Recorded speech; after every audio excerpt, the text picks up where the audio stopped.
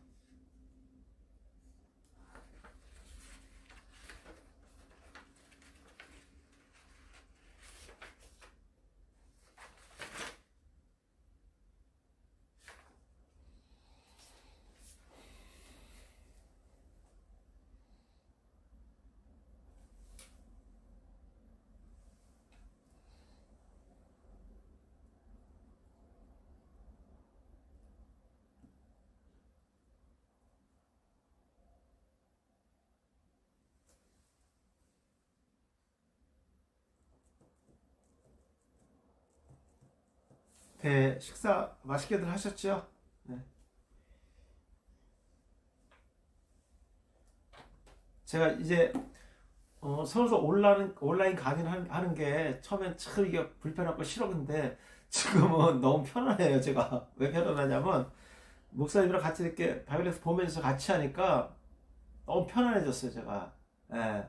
그리고 이제 제가 일방적으로 강의하는 것보다 이렇게 하니까 좀 좋은 것 같아서 오래 가면 안 되겠지만 박평건 목사님, 윤정민 목사님, 조영호 목사님 어서 오십시오.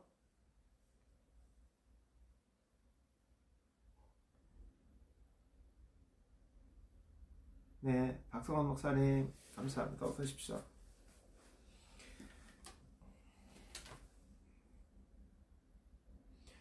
장목신 목사님 잘 계셨어요? 아, 제가 조금씩 움직일 때마다 이 화면이 막 조명이 왔다 갔다 하네요.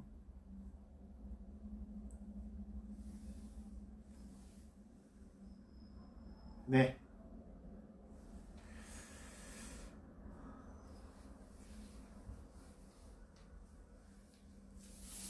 우리 목사님 중에서 제주도 갔다 오신 분이 이번 주에 갔다 오셨다는데 뭐 제주도는 코로나가 없는 것 같이 느껴진대요. 공항하고 어마어마하다면서 사람이. 그래도 코로나가 안 나와요. 그런 데는 지금 뭐 우리 국민들이 참 방역 철두철미하게 잘 지키고 있잖아요. 교회들도 그렇고 좋은 현상이에요. 이렇게 해야죠, 사실.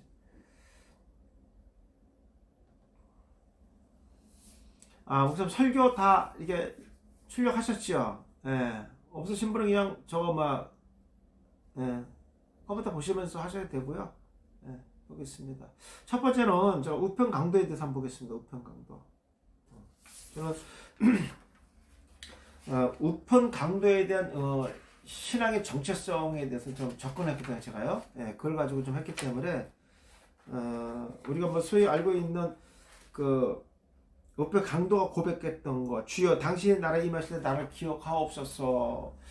여기에 저는 초점을 맞추지 않았어요. 예, 여기에 초점 맞춘 게 아니라 이것 때문에 그가 그 고백 때문에 구원을 받았다. 이거보다도 이미 그 이전에 우편 강도는 하나님으로부터 선택받은 백성이고 선택받은 백성들이 어떠한 삶을 살고 있는 것인가, 이거에 대한 초점을 제가 맞춰놨기 때문에 뒤에 부분을 좀 덜 다뤘고 앞에 부분을 좀 많이 다뤘습니다. 목사님들 보시면서 우편 강도의 그 신학의 정체성이 무엇인가, 굳이 성경에는 우편 강도의 이름을 기록하지 않고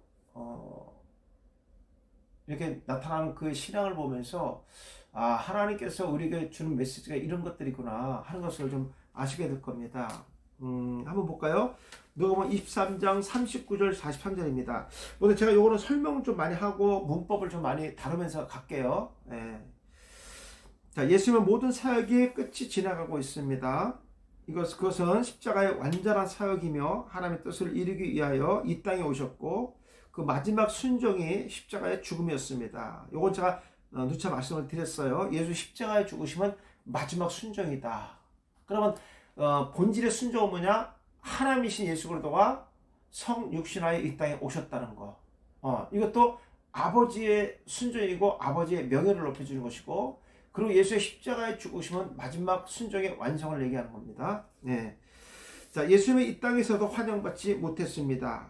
유대인들이 그를 비방하고 하나님의 아들로 인정하지 않았습니다. 결국 신성 모독죄를 지고 골고다에서 두 명의 죄인과 함께 십자가의 형벌을 받았습니다. 예수님은 두 강도 중에 오른편 강도를 상대해 주시는 친절을 보여줍니다. 예수님의 상대는 손가락 하나 움직이기 힘들며 남을 생각할 겨를이 없는 상태입니다. 그리고 아버지의 침묵에 대한 고통은 감당하기 어려운 상황입니다. 그러나 예수님은 우리의 죄를 대속하시기 위한 마음 때문에 십자가의 고통을 참으시고 부끄러움을 개의치 않으셨습니다. 우편 강도는 주여 당신의 나라 임하실 날을 기억하옵소서 큰 소리로 고백합니다. 이거 큰 소리로 고백다 되어 있어요. 업문에서는요. 그래서 제가 이렇게 했습니다. 그는 절망 중에 죽어가면서도 하나님을 두려워하며 그 순간을 놓치지 않았습니다. 그는 절망의 순간에 예수를 만나고 나고나 함께 머무는 복을 받습니다. 예수님께서 마지막까지 십자가의 사역을 완성을 보여주고 있습니다. 우편 강도에게 하나님의 큰 은혜가 임했던 것입니다. 이게 아주 중요한 얘기입니다. 우편 강도에게 하나님의 큰 은혜가 임했다. 그래서 이제 그 다음 얘기들이 나오는 거예요. 임했기 때문에 우편 강도가 많은 무리들 앞에서 좌편 강도에게 예수님 앞에서 이런 고백을 할 수 있었다. 그 얘기를 제가 하고 싶은 거예요. 예. 우리도 우편 강도의 고백처럼 마지막 죽음 앞에서도 천국의 소망을 바라보는 성도가 되어야 됩니다. 그러면 우편 강도는 어떤 사람입니까? 말씀을 통해서 조명해 보겠습니다. 첫째, 우편 강도는 하나님을 두려워하는 자였습니다. 39절 40절에 달린 행악자 중 하나는 비방하여 이르되 내가 그리스도가 아니냐 너와 우리를 구한다 하되 하나는 그 사람을 꾸짖어 이르되 내가 동일한 정죄를 받고서도 하나님을 두려워하지 아니하느냐. 그러니까 지금 우편 강도를 하나님 두려워한다는 얘기잖아요. 그렇죠? 예. 왜 그가 하나님을 두려워했을까 하는 겁니다. 이런 것에 근거. 예. 자, 비방하다는 단어가 여기 보면 폴라스메오인데 여기 보면 직설법 미완료 능동으로 되어 있어요. 그 직설법이니까 어떻게 한 거예요? 실제적으로 행악자 중에 한 사람은 지금 예수님 비방을 했어요. 실제로 한 것이고 미완료니까 계속했다는 거잖아요. 그리고 자기가 비방한 것을 회개하거나 돌이키지 않았다는 얘기예요. 이거는요. 단수니까 한 사람이죠. 둘이서 비방한 게 아니라 한 사람. 자, 여기 치욕을 당하다, 명예를 훼손시키다 이런 단어가 되어 있어요.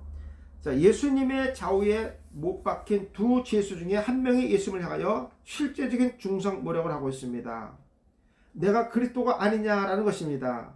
그가 말하는 것을 보면 유대인으로서 종교적인 의미로 예수의 명예를 훼손하고 있는 것입니다. 왜냐하면 이제 여기도 이제 우리 단순하게 예수보다 그리스도라는 이런 표현들은 다 중요한 의미를 갖고 있어요, 목사님. 죄인은 예수님에 대해서 기대했던 해방에 대한 좌절로 욕설을 하였던 것으로 볼 수 있습니다. 그의 비방은 예수님을 향하여 그치지 않았으며 누구의 말도 듣지 않고 계속해서 모독을 했습니다. 죄인이 예수님을 비방했다는 사실이 십자가 치욕의 정도를 더해주는데 그런 십자가의 형벌을 받으시는 예수님의 정체성을 알지 못하는 자입니다. 단지 자신의 죽음을 억울해하면서 좌절하고 있을 뿐입니다. 자, 그러는 뭐냐면 우리를 구원하라 그랬어요. 근데 이 단어가 소조라는 단어 썼어요. 소조. 구원이라는 단어가 많잖아요. 그죠? 근데 그 중에서 헬라어에서 소조를 썼어요. 명령이니까 이건 간청보다도 명령하듯이 했다는 거예요. 명령하듯이. 이건 뭐 틀림없습니다.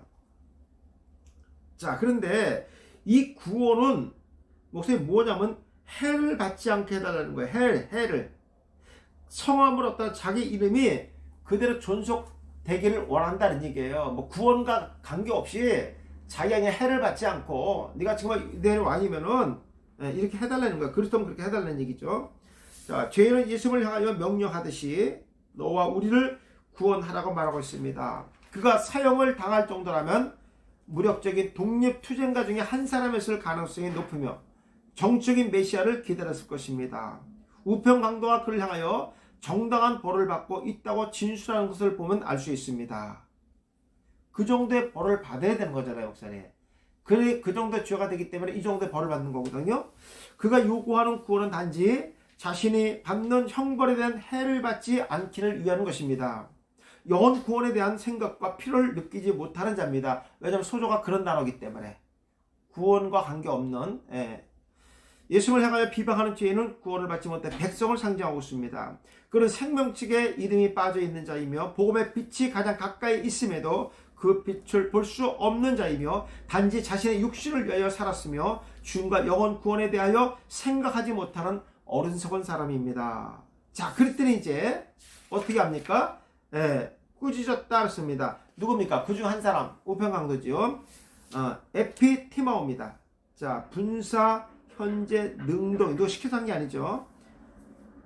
여기 보면 가격을 정하여 이런 뜻을 갖고 있어요. 가격을 정했다는 뜻, 가격.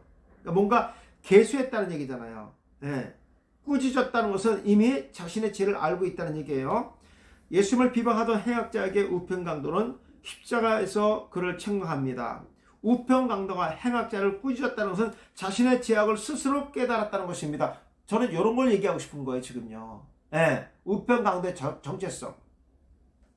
그리고 예수 그리스도의 무죄함을 알았습니다. 우편강도의 생각에 예수 그리스도가 십자가에서 수치를 당할 뿐이 아니며 그의 거룩함을 가격을 정할 수 없는 존귀한 분이었기 때문입니다. 우편강도는 예수님을 존귀하게 대접하고 있지만 행악자는 모진 책망과 비난을 예수께 퍼부었습니까? 자, 두려워하지 그렇습니다. 포배어입니다. 포배어. 직설법 중수디포죠. 중간대와 수동태 디포입니다. 자, 이게 뭐 비굴함이라는 뜻도 있고요. 공포심이라는 뜻도 있습니다. 자, 우편강도는 하나님을 두려워하는 자입니다. 그가 하나님을 두려워했다는 것은 예수 그리스도가 친히 주권자이시며 그 나라의 주인이 된다는 것을 고백한 것입니다. 우편강도는 자신들과 예수님의 로마 총독으로부터 받은 재판의 판결로 동일한 정죄를 받았지만 예수님은 죄가 없으신 하나님이시라는 것입니다. 우편강도의 이 말은 비단 행악자뿐만 아니라 그곳에 있는 모든 사람에게 해당하는 말입니다. 우편강도가 하나님을 두려워하는 마음은 그가 하나님의 택한 받은 백성이며 생명책에 기록된 자이기 때문에 죽음 앞에서 비굴하지 않았으며 죽음에 대한 공포심을 넘어서 확실한 신앙 고백이 있었던 것입니다. 이 마음은 하나님께서 은혜로 우편강도에게 깨닫게 된 것입니다. 목사님 여기서 느끼는 게 뭘까요? 느끼는 게 한 가지 있을 거예요. 그 마음의 생각을 갖고 계세요? 저랑 같은 개념에서 이 말씀을 보고 있는지를 요 두 번째에서 제가 결론을 내드릴게요. 지금 요 말씀을 보면서 제가 지금 그 우편강도 하나를 두려워하는 줄 알았어요.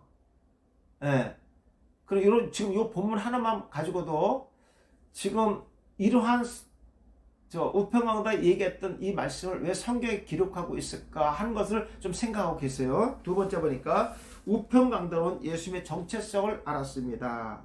41절 우리는 우리가 행한 일에 상당한 보응을 받는 것이니 이에 당연하거니와 이 사람이 행한 것은 옳지 않는 것이 없다. 이렇게 이제 우편강도가 또 좌편강도한테 얘기합니다.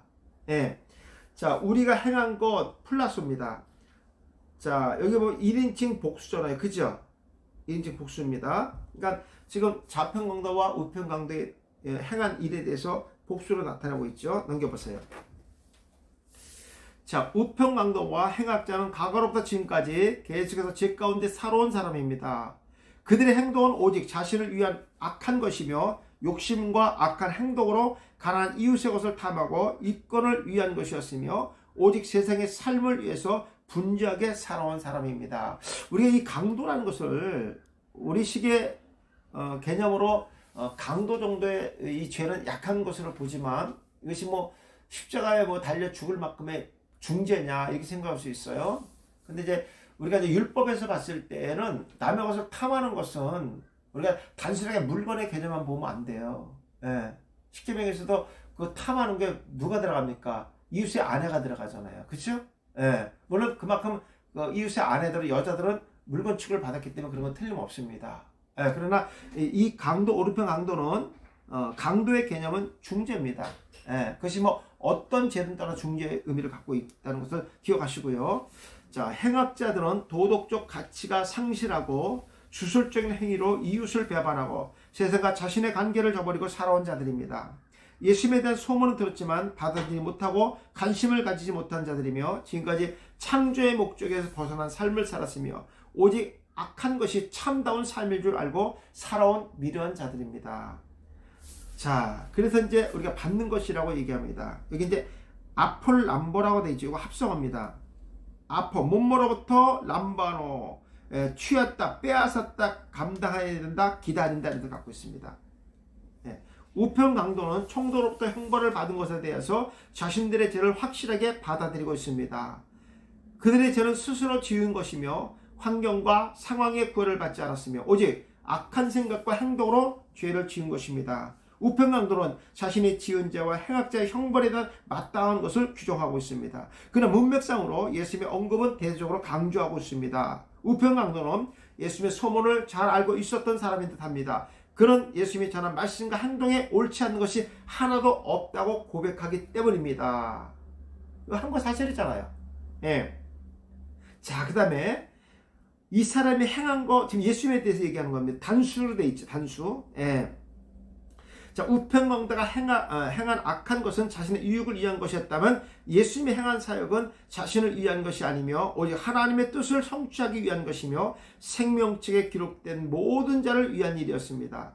그 사역은 오직 예수님 한 분만이 의롭게 행한 것입니다. 이걸 지금 우편강도가 지금 얘기하고 있는 거예요. 실제로 누구한테 합니까? 좌편강도한테 얘기하는 거죠. 자, 우편강도는 예수님의 소문이 자신에게 확실한 복음의 말씀으로 듣게 된 것이며 그 소문의 실제이신 예수 그리스도를 십자가 위에서 실제로 만나게 된 것입니다. 그리고 예수님의 사역은 자신들이 행한 악한 것과 다른 것이며 선한 것임을 고백합니다.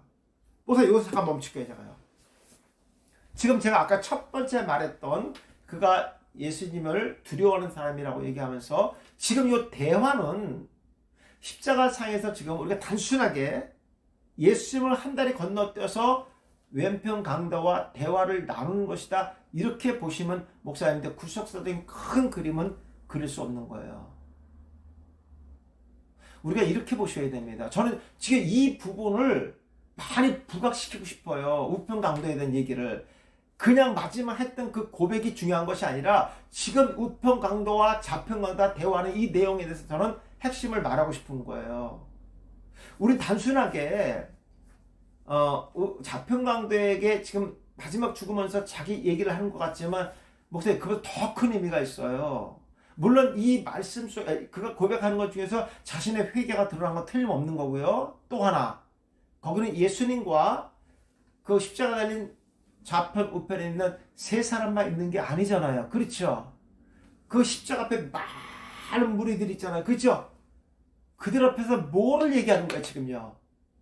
내가 죄인이고 가운데 십자가 죽으신 저분은 죄가 없는 분이라는 것을 지금 많은 무리들 앞에 선포하는 거예요. 이런 사명을 누가 받은 거예요? 맞습니다. 하나님의 자녀들이고 이들이 증인이라는 거예요. 지금 예수님께서 십자가 달리신 이 사건은 아버지 뜻이고 오늘 우편 강도는 하나님의 자녀이기 때문에, 증인이기 때문에 많은 사람들 앞에서 지금 그것을 고백하고 있는 거예요. 왜? 그가 하나님의 은혜로 이미 생명책에 기록된 자이기 때문에. 성경은 이런 얘기하고 있는 거예요. 이게 증인의 사명이에요. 증인은 예수의 증인이 되는 거예요. 자기가 들었던, 소문을 들었던 그 예수가 같이 옆에 있는 거예요. 복음이 옆에 있는 거예요. 그러면서 그 무리들에게 지금 예수님의 정체성을 알리는 겁니다. 이게 증인의 사명이에요. 이게 구원받은 백성들이라는 거예요. 이미 하나님의 은혜가 없었다면 그 입이 열려졌을까요? 안 열어졌죠. 저는 이 얘기를 지금 하고 싶어서 우편 강도라고 제목을 잡은 거예요. 우편 강도가 마지막 그 한마디 때문에 구원받아 하는 것이 아니라 이런 과정이 있었다는 거예요. 이런 이미 하나님께서 그에게 믿음을 주시고 마지막 때 깨닫고 회개하면서 결국 예수 그리스도 죄 없으시다는 것은 이미 그가 하나님이라고 고백하는 것과 똑같은 거예요. 누구 앞에서? 사람들 앞에서. 근데 그들은 예수를 어떻게 친정 모독죄로 지금도 침을 뱉고 있잖아요. 저는 이 얘기를 다루고 싶은 거예요. 지금요. 예. 그럼 거기 볼까요? 그 위에 거 없다는 단어 다시 한번 네 번째 줄 얘기할게요. 우평강도는 예수님에 대한 소문이 자신에게 확실한 복음의 말씀으로 듣게 된 것이며 그 소문의 실체이신 예수 그리스도를 십자가 위에서 실제로 만나게 된 것입니다. 그리고 예수님의 사역은 자신들이 행한 악한 것과 다른 것이며 선한 것임을 고백합니다. 옳지 않은 것이 없다. 우데이스라는 단어 썼고요. 예, 이거는 이제 우데 그리고 아니와 헤이스 이거는 낱낱이 각각의 일일이 합성합니다. 예, 어근입니다. 자, 우편강도의 고백은 예수님의 사역이 옳지 않은 것이 없으며 본래 제자리가 아니라는 뜻입니다. 그는 하늘 보좌 우편에서 찬양과 영광을 받으신 하나님이시라는 것입니다. 그들 자신들과 같이 죄인의 길에 서서 계신다는 것입니다. 예수는 유대 지도자들과 총독들로부터 신성 모독의 죄를 짓고 십자가에서 수치를 받으시며 행악자들과 같은 죄인의 자리에 서게 된 것입니다. 그러나 우편강도는 예수님의 언행에 있어서 옳지 않은 것이 하나도 없다고 확언하고 있습니다. 이게 고백 아니겠어요, 이게. 이 구원받은 백성들이 이미 많은 무리들 앞에 선포해야 될 말씀을 그대로 지금 하고 있는 거예요. 이것은 우편강도에 의해서 예수님의 의로움이 많은 사람들 앞에서 직언되고 있는 것이며 이게 중요한 거예요. 그냥 단순하게 왼편 강도를 꾸짖는 게 아니라 많은 사람들 앞에 증언하고 있는 거예요. 이게 증인 아니겠습니까? 예수님의 처형은 잘못된 것으로서 대적들의 음모와 모함에 의한 것임을 말해주고 있습니다. 예. 이게 증인이에요. 이게 구원받은 백성들이 할 일입니다. 이걸 그대로 십자가에서 위해서 지금 하고 있는 거예요. 세 번째, 우편강도는 낙원에 머무는 자입니다. 누가복음 23장 42절 43절 이르되 주여 당신의 나라 임하실 때 나를 이런 것이 그냥 나오는 게 아니에요. 그냥 나오는 게 아니에요. 예수께서 이르시되 내가 진실로 이런 말 하수 중에 진실로란다. 이게 아멘이라는 뜻이잖아요. 아멘. 진실로 내게 이르노니 그러니까 예수님께서 말씀하신 이 말은 변함이 없다는 얘기예요. 진리라는 거예요. 진리라는 거예요. 예, 오늘 내가 나와 함께 낙원에 있으리라 하시니라 그랬습니다. 자, 임하실 때 그렇습니다. 당신의 나라에 임하실 때 엘코마입니다. 동사, 가정법, 과거, 능동, 이인칭 단수로 되어 있죠. 우편강도는 절망 중에 죽음을 기다리는 자입니다. 그는 고통의 상황에서 마지막 소원을 예수님께 부탁합니다. 그것은 자신의 구원의 문제였습니다. 그는 내세에 관한 확실한 믿음을 가지고 있으며 그 믿음은 하나님께서 죄인에게 풀어주신 은혜입니다. 베풀어주신 은혜입니다. 우편강도는 미래적 사건으로서 예수님께서 하나님 나라의 왕권을 가지고 이 땅에 임하실 때 생명 얻기를 간청합니다. 그 나라는 마지막까지 소망하며 기다리는 자들에게 들어가는 것이며 반대로 그 나라를 비방하며 인정하지 않는 자들이 들어갈 수 없는 것입니다. 요건 뭐 풀었냐면요. 그 가정법을 푸는 거예요. 가정법. 예, 가정법. 우편강도는 확실한 믿음과 소망을 바라보는 자였습니다. 그 믿음은 하나님께서 만세전에 예정된 가운데 우편강도에게 주신 것입니다. 그렇죠. 이렇게 풀어야지 이게 구원의 주권이 하나님께 있는 거예요. 보세요. 우리 영적으로 단절된데 어떻게 예수님을 하나님의 아들로 고백할 수가 있어요. 그렇죠. 이미 보험이 가까이서 그 입을 열어주고 마음을 열어주고 이미 생명체를 그 안에 집어넣어 주신 거죠. 자, 기억하소서 그랬습니다. 명령이 과거죠. 과거 수동대포입니다.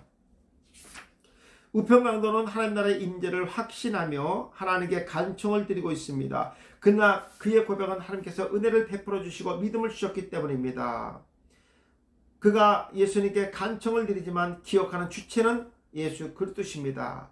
예수님의 계속되는 생각과 영존하신 사역을 통한 역사하심이 은혜를 간청하면서 자신의 간청이 하나님의 뜻이기를 바라고 있습니다. 우편강도가 드리는 간청이 압착되어 예수 그리스도의 생각 안에 함께 반죽되기를 소망하고 있습니다.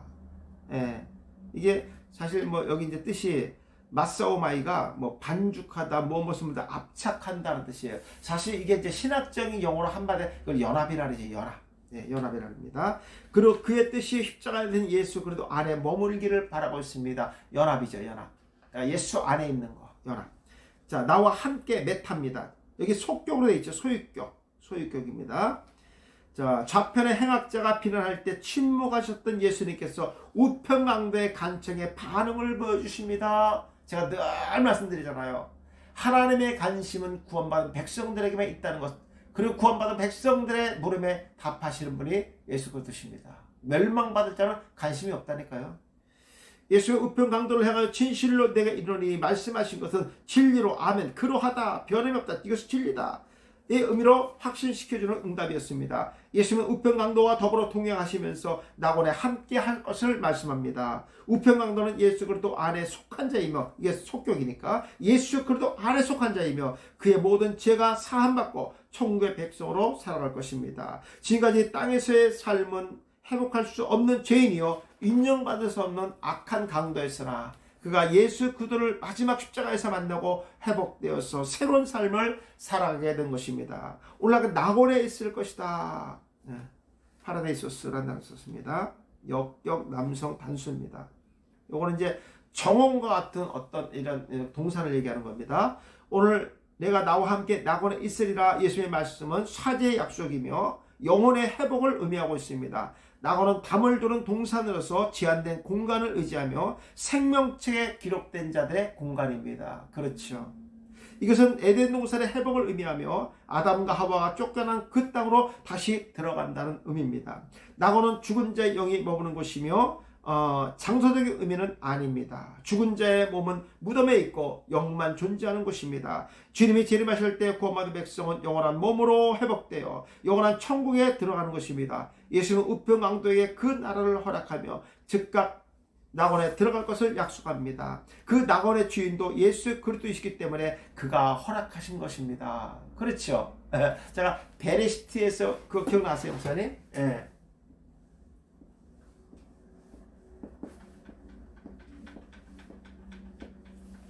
그 집의 주인은 로시, 머리 대신은 십자가에서 죽으신 머리 대신 예수 그리스도시다 이렇게 돼 있잖아요. 그 집의 주인.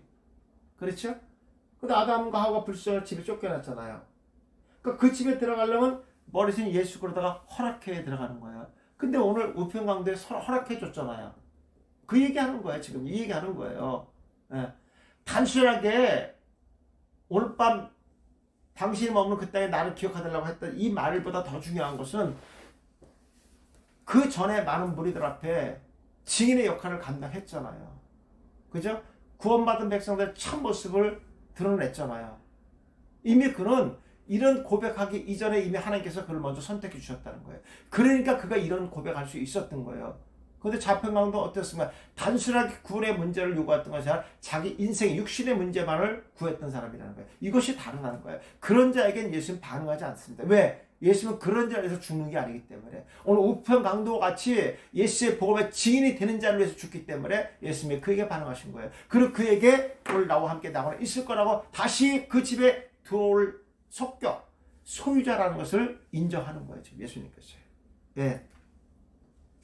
자, 우편강은 그가 살았던 땅에서는 죄를 짓고 살았지만 그 대가로 십자가 형벌을 받게 됩니다. 그러나 그는 하나님의 나라의 거룩한 백성입니다. 지가 죄를 짓고 살면서 예수 그리스도를 만나지 못하고 살았습니다. 그런데 최후 순간에 주님이 그를 찾아와 오시며 만나게 된 것입니다. 이게 아주 중요한 거예요.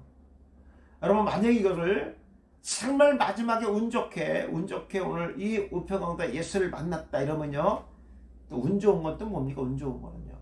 이런 식으로 표현하시면 안 되고요. 그가 예수를 만났다. 주체를 자기한테 강도한테 두면 안 됩니다. 그렇게 하면 이제 우리가 선악과를 먹으면 반드시 죽는다는 개념이 안 맞거든요. 영으로 죽었는데 죽는 사람은 어떻게 예수를 알아보고 찾을 수가 있어요. 근데 항상 주님이 찾아왔다고 해석하셔야 됩니다. 그 장소가 골고다 십자가에 있었습니다. 예수는 자신의 고통과 모욕에도 불구하고 죽은 순간까지 잃은 자를 찾아 구원해 주시는 예수님의 모습을 볼 수 있습니다. 그리고 죄인 한 명까지도 버리지 않으시고 구원을 완성을 이루어 주십니다. 지금도 주님은 우리를 통하여 땅 끝에 존재하는 우편 강도와 같은 백성을 향하여 복음을 외치기를 바라고 있습니다. 다시 한번 합니다. 지금도 주님은 우리를 통하여 땅 끝에 존재하는 우편 강도와 같은 백성을 향하여 복음을 외치기를 바라고 계십니다. 그럼 우편강도 뭐 했다는 거예요? 많은 무리들 앞에서 복음을 외치는 증인의 삶을 감당했다 이런 얘기예요. 예, 이것이 우리의 사명이요 지상명령입니다. 우리 마지막까지 영혼 구원을 위하여 그 사랑을 베풀어 주시는 예수 그리스도의 은혜를 생각하면서 복음의 완전한 증인이 되기를 주님의 이름으로 축원합니다. 예, 저는 이제 우편강도에 대해서 그가 어떻게 이런 고백을 할 수 있었을까? 단순한 고백 하나 때문에 오늘 예수와 함께 낙원에 있을 것인가라는 관점을 그 전에 그가 했던 이런 많은 증언된 말들은 단순하게 왼편 강도를 꾸짖기 위함이 아니라 그 무리들 모두에게 꾸짖는 그런 고백 아니겠습니까? 그리고 자신이 받는 이 형벌은 당연하다고 얘기하는 것은 곧 자신의 회개를 나타나는 그런 의미를 가지고 있습니다.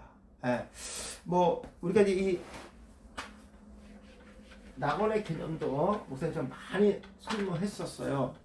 낙원의 개념, 낙원과 스월은 믿는 자와 믿지 않는 자들이 머무는 것이고, 머문다는 것 장소적인 개념은 아니라고 제가 말씀드렸어요. 영이 머무는 것이요. 그리고 음부는 유대인들의 개념에 죽은 자들이 머무는 것이다. 그리고 예수님께서 다시 재림하실 때 낙원과 그 다음에 스월의 인자들이 전부 부활한다고 제가 말씀드렸어요. 이건 영원한 몸으로 부활하는 거죠. 그리고 심판 때 서고 상급을 받고 이제 각자의 길로 가고, 그리고 주님이 재림하시면요 이 땅은 존재하지 않습니다. 오직 천국과 지옥만 존재한다. 이렇게 보시면 될 것 같습니다. 자, 이거는 뭐 제가 논의 한 거기 때문에 넘어가고요. 자, 그 다음에 이어서 하나님의 아들들 한번 보겠습니다. 하나님의 아들들. 과연 하나님의 아들들이 누구고 딸들은 누구인가? 그거예요. 딸들. 재밌는 게 나와요, 오늘 여기서. 자, 창세기 6장 1절로 4절입니다. 창세기 5장은 아담의 계보를 기록하고 있으며 그들의 존재는 확실한 역사적인 근거를 나타내고 있습니다. 그러면서 6장에서는 하나님의 아들들과 사람의 딸들로 구별합니다. 요거 무진장 중요한 거예요, 목사님. 하나님의 아들과 사람의 딸들로 구별한다는 거. 그 얘기에서 난 딸은 아담의 후손을 가리킵니다. 틀림없죠. 물론 하나님의 아들들도 아담의 후손을 의미하고 있습니다. 자, 오늘 창세기 5장 1절부터 6장 8절은 한 단락을 이루는데 톨레도트로 구분됩니다. 아담의 창조로부터 시작해서 인류가 번성했다가 심판으로 몰락하는 인류의 역사를 한눈에 볼 수 있도록 다 서술해 놨어요. 자, 그리고 5장에서는 아담부터 마지막 인간인 노아의 자손 함, 셈, 야베스를 끝나는 인간 계보를 소개하고 있고, 6장 1절 8절은 심판의 이유를 설명합니다. 그러면서 하나님 보시기에 힘이 좋았던 인간이 하나님께서 심히 괴로워하실 정도로 타락하여 멸망했다 그랬어요. 이거는 제가 어젯밤에 목사님들 말씀드렸던 이 토브란 단어, 좋았다는 단어 개념 아시죠? 테이트가 덮다 가리다, 그죠? 그다음 십자가 못 연결고리, 그 집 가족 혈통이라고 되어 있죠. 하나님 좋았다는 것은 뭐냐면 이미 십자가의 은혜로 그 죄가 덮어지고 가려진 자들이 그 집안에서 살아가는 상태를 좋았다 이렇게 봤다는 거예요. 그러면 지금 하나님께서 좋았다는 인간이 하나님께서 심히 괴로워하실 정도로 타락하고 멸망했다는 거예요. 반대겠죠, 그죠? 근데 수치가 드러났고 죄가 드러나고 불순종의 그런 의지가 그들에게 강력하게 나타났다는 얘기죠. 그것 때문에 하나님께서 괴로워하실 정도로 타락했다는 얘기죠. 자, 내가 정령 죽으리라는 말씀에 눈에 드러나게 실현되는 것을 볼 수 있습니다. 그러면 하나님의 아들들과 사람의 딸들은 누구를 상징하며 그 의미를 알아보는 시간이 되길 바랍니다. 그리고 우리는 하나님의 아들들인지 사람의 딸들인지 생각해보는 시간이 되길 바랍니다. 첫째, 세상에는 하나님의 아들들과 사람의 딸들이 있습니다.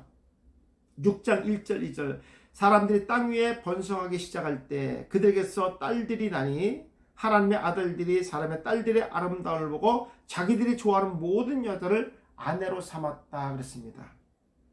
나쁠 것은 없잖아요. 그렇죠? 이들 그냥 해석된 문장으로 봤을 때, 그렇죠? 자, 근데 이제 그 깊이 있는 의미들을 하나하나 보면은 이게 문제가 생기는 겁니다. 자, 사람들이 땅에 위에 번성하기 시작할 때 하나님의 아들들이 사람의 딸들의 아름다움을 보고 자신들의 기준에서 모든 여자를 아내로 삼습니다. 자신들의 기준에서 보는 거예요. 예, 자기들이 좋아하는 그랬어요. 자기들의 기준에서 본 거예요. 이거 중요한 거예요. 자, 번성하기 시작할 때 할 날입니다.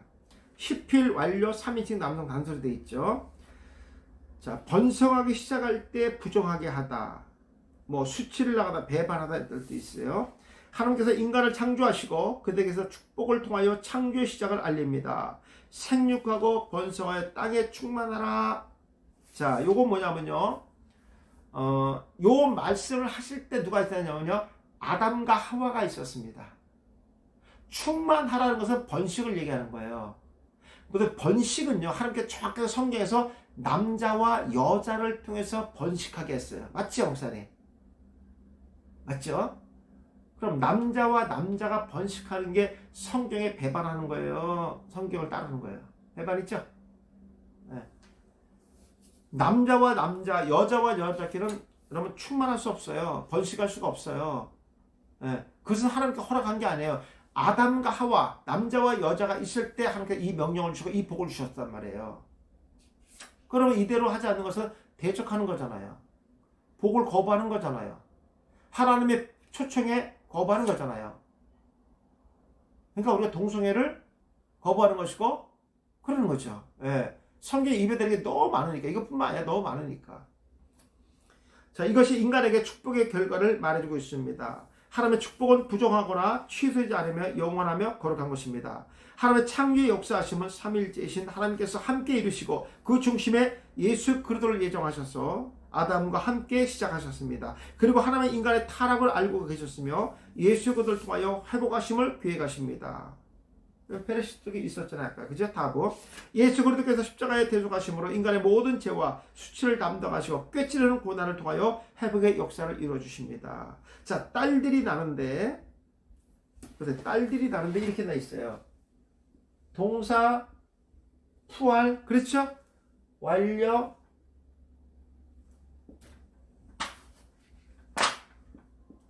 삼인칭 공성 복수예요. 딸들이 나는데 강조성이죠. 그러니까 자신의 의지와 상관없이 막 나오는 거예요. 그냥 막 나오는 거예요. 막 기회 없어서 늘어나는 거예요, 지금요. 자신들의 의지와 상관없이. 그렇죠? 완료입니다. 확실하게 완전하게 나는 거죠. 보세요. 딸들이 이게 공성이 돼야 됩니까? 여성이 돼야 됩니까? 딸들이니까. 여성이죠. 공성 나왔죠. 그럼 이 딸들은 소위 말하는 그냥 남녀를 구분하는 성별의 딸을 얘기하는 걸까요? 아니죠. 아니죠. 예.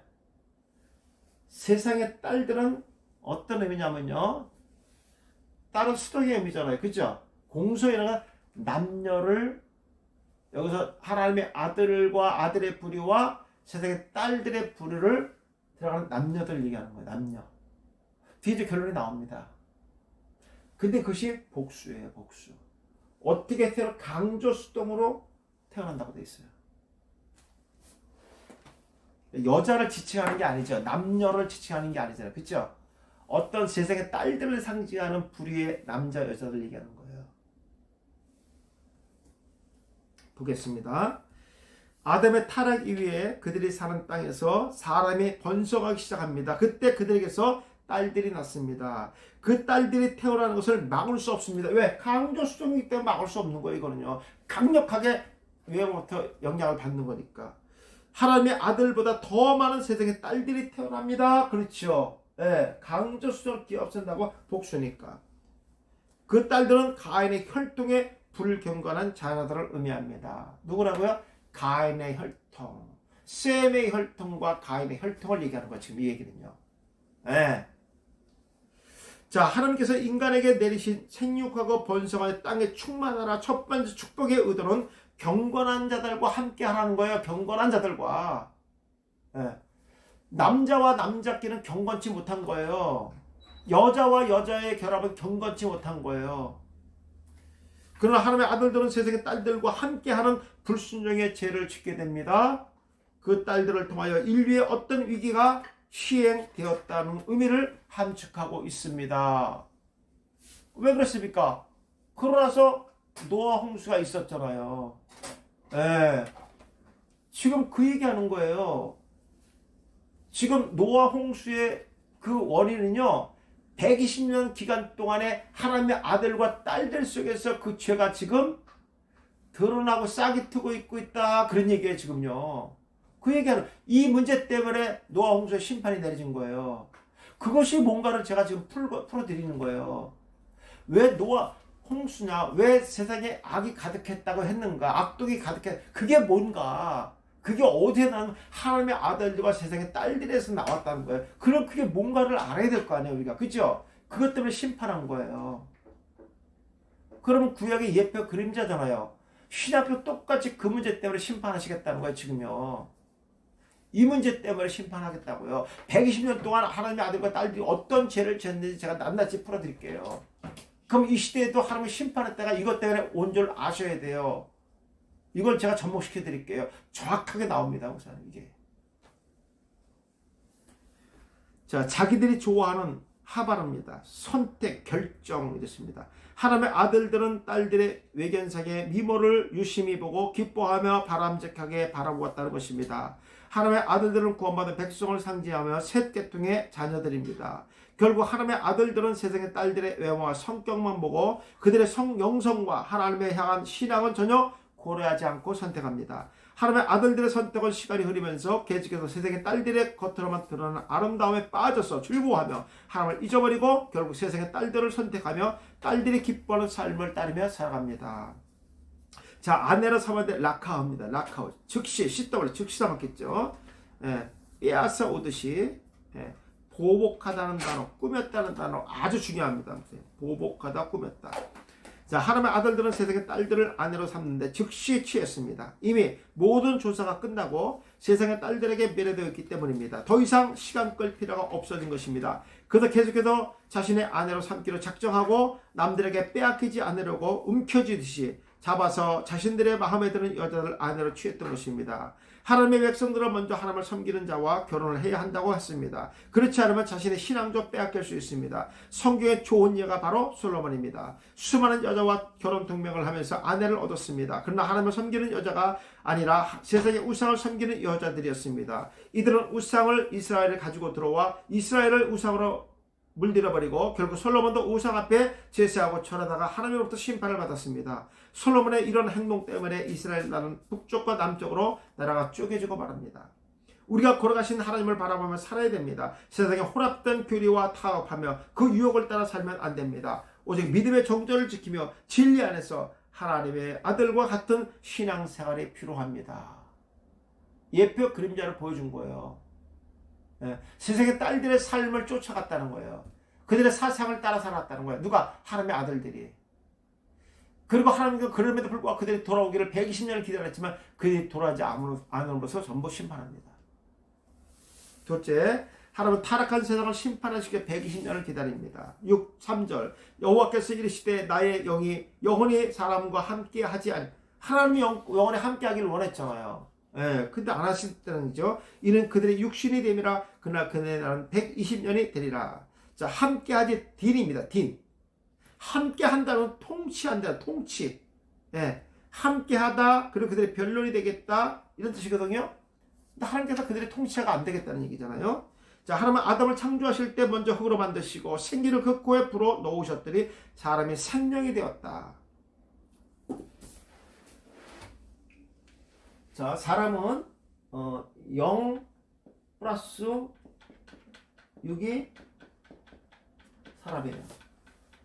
6은 흙으로 만들어졌죠. 그러니까 하나님께서 이 0이 단절되니까 6만 남은 거잖아요. 그죠? 그런데 육신이 뭐가 죽음이 찾아왔잖아요. 그러니까 흙만 남으니까 흙으로 돌아가는 거예요. 흙으로 만들어진 그 인간에게 생기가 들어가니까 생명이 되었다. 살아 숨 쉬는 존재가 되었다는 거예요. 근데 그 숨을 걷어가시니까 흙이 되는 거예요. 하찮은 존재가 되는 거잖아요. 그렇죠? 예.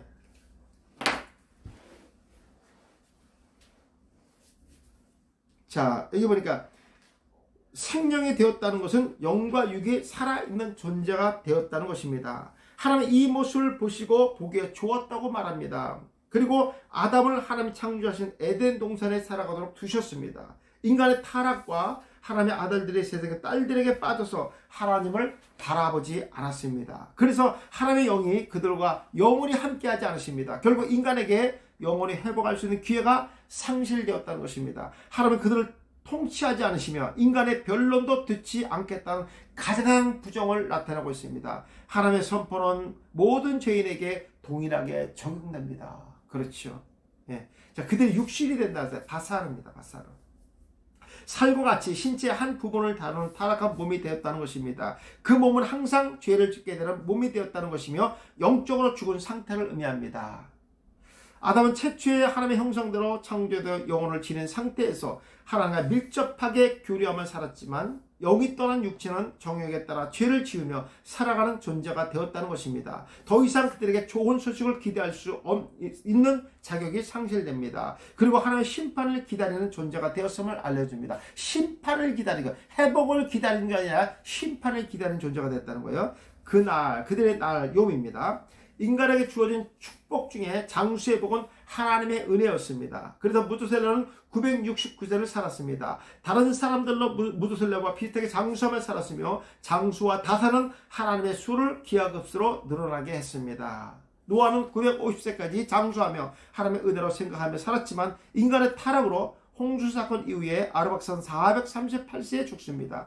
이때부터 인간의 수명은 절반으로 줄어들게 됩니다. 그들은 한 개인이 아니라 노아의 때 살았던 인류 전체를 의미하고 있습니다. 그 영향을 받았다는 거예요. 지금요.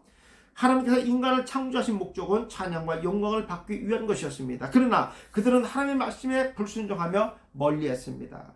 하나님의 아들들은 세상의 딸들과 함께 살았지만 그 안에 하나님이 계시지 않았습니다. 하나님의 그 복음적 사고를 얘기하는 거예요. 그들은 자신을 위해 부지런히 살았고 그 삶이 영원토록 지속하기를 원했습니다. 그러나 하나님의 심판은 노아의 때 홍수를 통하여 심판하십니다. 자, 120년이 된다 그랬어요. 하야입니다. 자, 이게 장막을 친다는 뜻이 있습니다. 여기는요. 무엇이 일어난다. 예. 자, 110년의 기간은 하나님께서 인간의 회개를 기다리며 인내하셨던 기간입니다. 그리고 그 기간 안에 노아 방주를 만들면서 대홍수 심판이 있을 것을 경고합니다. 120년은 타락한 인간들에게 주어진 심판의 유보 기간이자 동시에 그들이 회개할 수 있는 마지막 은혜의 기간이었던 것입니다. 그러나 어떤 사람도 회개하여 구원받지 못하며 단지 노아의 8명만 구원받았다는 것과 인간의 완악한 죄가 드러나는 결과를 가져왔다는 것입니다.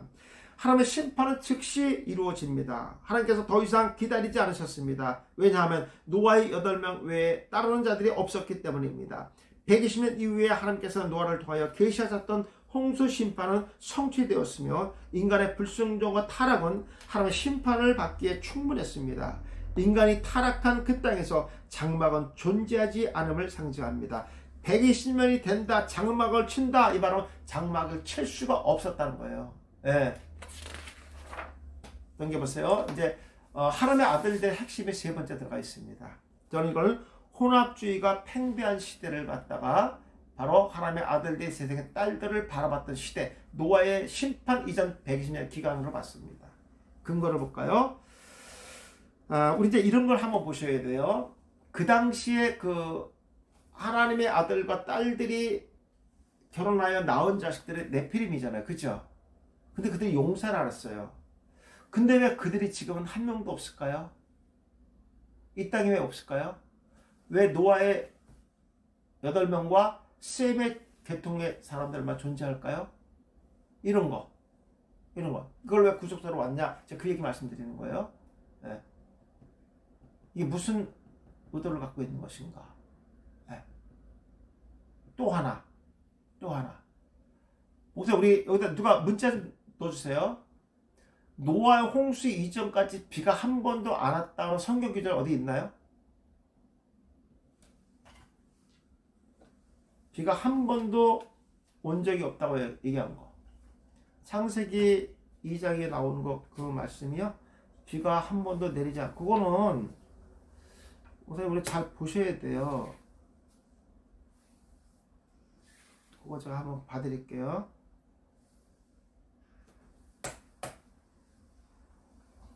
바이블렉스 바꾸신 분이나 성경을 한번 보세요. 창세기 2장 보세요.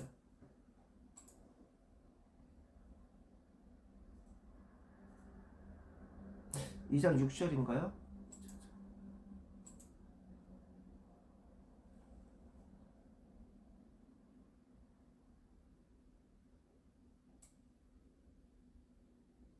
네, 그러네요. 5절부터 여호와 하나님이 땅에 비를 내리지 아니하셨고 땅을 갈 사람도 없었으므로 요거는요, 목사님, 요거는요, 노아 홍수 그 이전에 그걸 얘기하는 게 아니라 하나님께서 창조하실 때 그때 그 상황을 얘기하는 거예요. 창조할 때. 이것이 천지가 창조될 때 4절에 나오죠. 하늘과 땅의 내력이니 여호와 하나님 땅과 하늘을 만드신 날에 여호와 하나님이 땅에 비를 내리지 않았다. 땅을 갈 사람도 없으므로 드는 초목이 아직도 없었고 밭에 채소가 나지도 않았다. 그 창조될 때 그때 상을 얘기하는 거예요. 비가 내리지 않았다는 얘기예요. 네. 근데 이걸 갖고 이제 우리가 한 번도 비를 내리지 않았다 이렇게 얘기하는데 요거는 좀 아닌 것 같아요. 제가 봤을 때 하나 또 굳이 찾아보면 시브리서 볼까요? 시브리서 11장인가요? 여기 11장인가요? 11장 17절인가?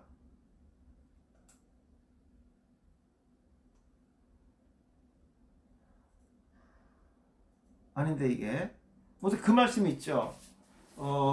노아가 아직 보지 못했던 것을 믿고 방주를 지었다는 말씀이 시브리서 11장 몇 절에 나오죠? 11장인가? 17장 11절인가?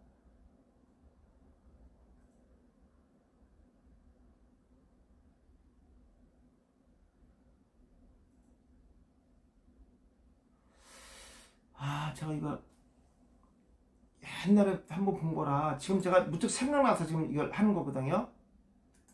자, 이제 근거가 이제 우리 성경에는 뭐 확실하게 노아의 때까지 한 번도 비를 내린 적이 없다는 말은 없어요, 사실. 근데 히브리서에는 그거 나와 있습니다. 나와 있는데 11장 7절인가요? 예, 고맙습니다. 여기 지금 펴놓고 제가 못 읽었어요. 믿음으로 노아는 아직 보지 않는 일에 경고하심을 받아 경외함으로 방주를 준비하여 그 집을 구원하였으니 나오죠. 예, 맞습니다. 고맙습니다. 예, 이런 것이 근거예요. 근데 저는 이렇게 생각합니다, 목사님. 자, 비를 내렸더라도요.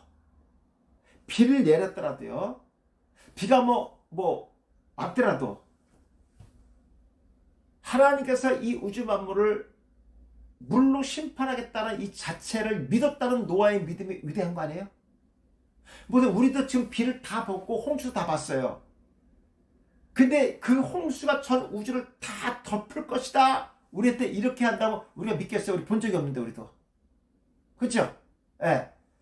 이제 학자들은 여러 가지로 질문을 해요. 뭐를 얘기하냐면요. 그러면 많은 생물들이 어떻게 자랐느냐? 물론 성경에 보면 하나님께서 모든 식물을 자라게 하셨다 그랬어요.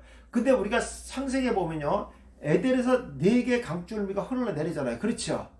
물론 이건 우리가 복음으로 보는 것이지만 실제로 에덴으로부터 강줄기가 흘러온 건 맞습니다. 이 흐르는 것은 시필동사로 은혜로 흐르게 하신 거예요. 근데 우리가 이걸 과학적인 의미로 보면은 이 강이 흐르려면 반드시 비가 내려야 된다라고 얘기를 해요. 학자들은요. 예. 그러면 하나님께서 초목을 자라게 하신 것은 비를 통해서도 자랄 수 있는데 하나님이 자라게 하셨다는 것은 비를 내려서 자라게 했다 이런 뜻일까요? 아니죠. 이미 모든 피조물은 하나님의 주권에 있기 때문에 꼭 비가 내려서 자라게 한다 이렇게 볼 수는 없는 거예요. 예. 근데 자꾸만 우리는 그런 근거들을 말씀에서 찾으려고 해요. 그 초목이 어떻게 자랐냐, 비가 내리면 어떻게 자랐느냐 그런 거에 대해서 관점을 둬요. 예. 그리고 제가 또 하나 말씀드린 건 그런 거예요. 노아 홍수 이전까지 비를 한 번도 안 내렸다는 근거가 어디냐 이 얘기를 잠깐만 이제 하시는 분들도 많은데 저는 그래요. 내렸어도 그만 안 내렸어도 그만이에요. 중요한 것은 뭐냐면 하나님께서 노아한테 말씀했던 그 말씀을 노아가 믿고 방주를 만들었다는 것이 가장 중요한 거예요. 어떻게 우주를 전부 물로 심판할 것을 어떻게 믿었냔 말이에요. 그렇죠? 이게 중요한 거예요. 이게 중요한 겁니다. 물론 노아가 뭘 알았습니까? 아직 보지 않는 일에 경고하심에 노아 홍수잖아요.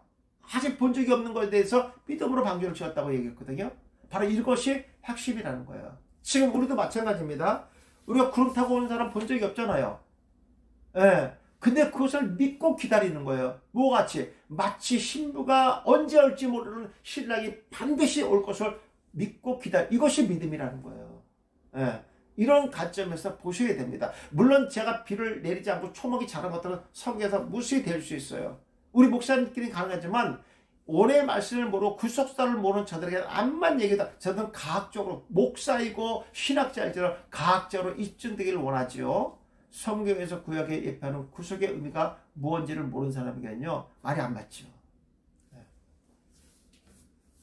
저는 이렇게 생각합니다. 왜 지금 노아 홍수 이후에 네피림이 없고 용사들이 없는가? 물론 그분이 용사가 네피림이지만 이미 노아 홍수는 한 심판을 얘기하는 거예요. 그 말은 뭐냐면 하나님이 다시 이 땅에 오셔서 심판하실 때 이 땅은 하나도 존재할 수 없다는 거예요. 오직 노아의 방주와 구원받은 백성들만 존재하고 그 땅은 이미 심판받을 자만 존재합니다. 결국 하나님께서 예수님이 이 땅에 오실 때 천국과 지옥만 존재하고 이 땅은 존재하지 않는다는 뜻이에요. 한번 볼까요? 그럴 때 노아의 홍수 심판이 왔다는 거예요. 그럴 때 하나님의 아들들이 세상의 딸들의 이단적인 교리 사상들을 받아들일 때 이렇다는 거예요. 제가 이거 얘기했나요, 목사님? EU 연합 있죠, EU 연합. 이게 어디냐? 프랑스에 있어요, 프랑스. EU 연합. 화폐, 유럽 화폐 같이 쓰죠. 이 사람들이 왜 모였는지 아십니까? 세계를 하나로 통일시키자는 거예요. 그래서 EU 연합 이 회관이 프랑스에 있는데 무슨 인터넷 좀 쳐봐도 나와요. 무슨 모양으로 만들었는지 아세요, 혹시 목사님들? 여러분들이 알고 있는 바벨탑을 줬습니다. 근거가 뭐냐면요, 유명한 화가인 그 사람이 바벨탑을 그린 그 모습 그대로 이거 건물을 친 거예요. 나와요 지금. 그 모양은 바벨탑 형상으로 졌다 이거예요. 하나가 세계가 하나가 되잖아. 세계가 하나가 되죠. 이렇게 하나님은 어떻게 했죠? 흩으시는 거잖아요. 근데 이건 하나가 되자는 거예요. 하나. 뭘로?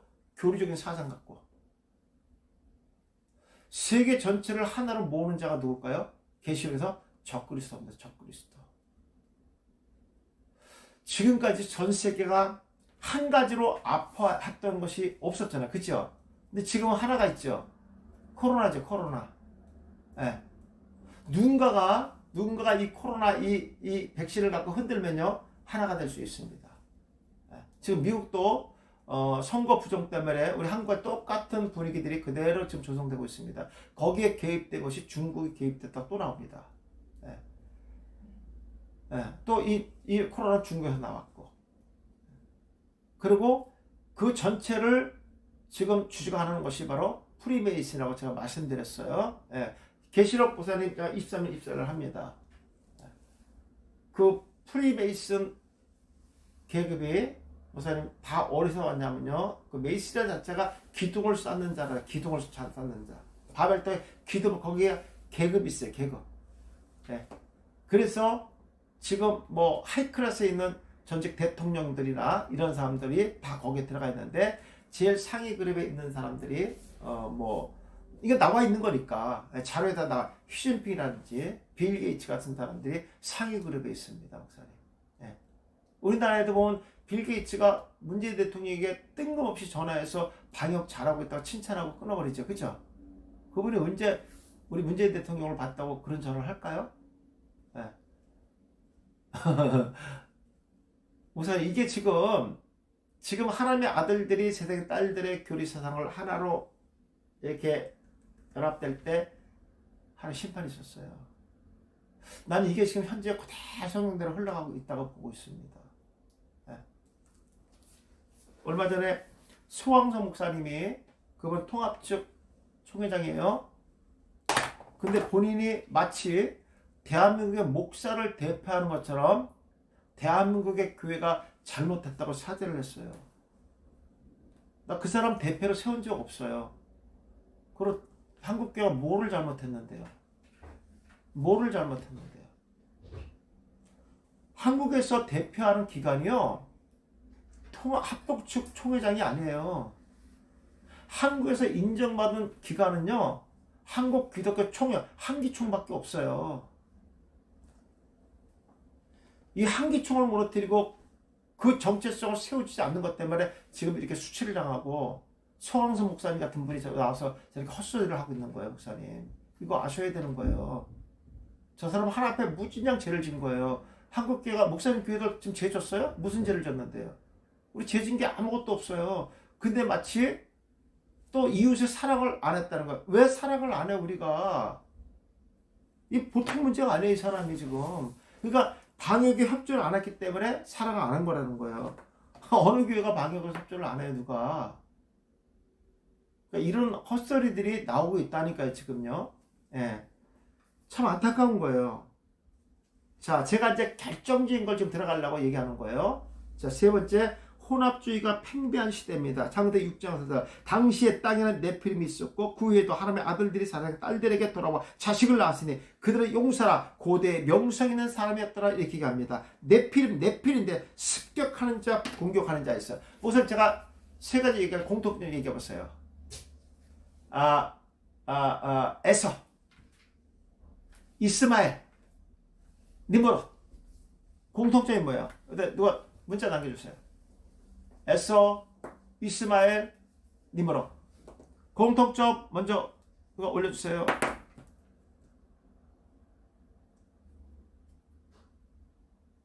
세 글자.